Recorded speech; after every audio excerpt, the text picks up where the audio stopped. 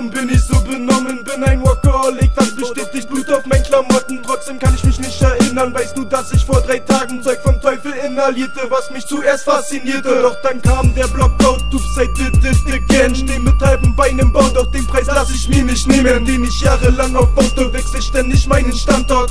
Für diesen Fetisch halten wir uns nachts auf Straßen auf.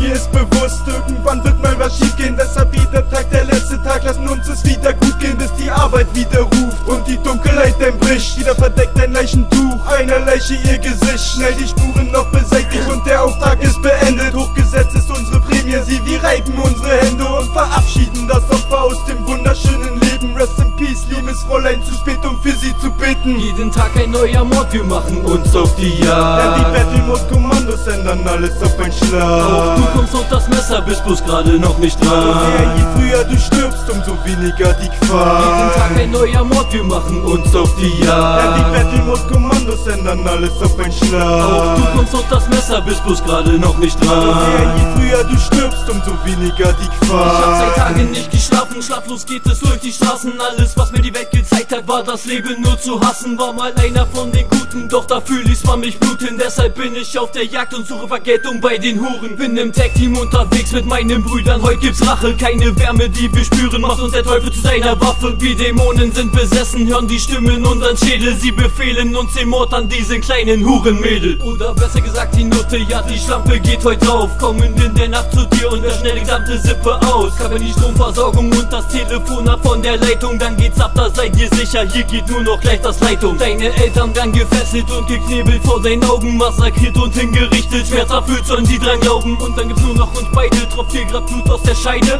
Jetzt bereust du es ganz sicher, bevor es still wird, Frauenschreie. Jeden Tag ein neuer Mord, wir machen uns auf die Jagd. Denn die Battle-Mode-Kommandos ändern alles auf einen Schlag. Auch du kommst auf das Messer, bist bloß gerade noch nicht dran. Je früher du stirbst, umso weniger die Gefahr. Jeden Tag ein neuer Mord, wir machen uns auf die Jagd. Denn die Battle-Mode-Kommandos ändern alles auf einen Schlag. Auch du kommst auf das Messer, bist bloß gerade noch nicht dran. Je früher du stirbst, umso weniger die Gefahr.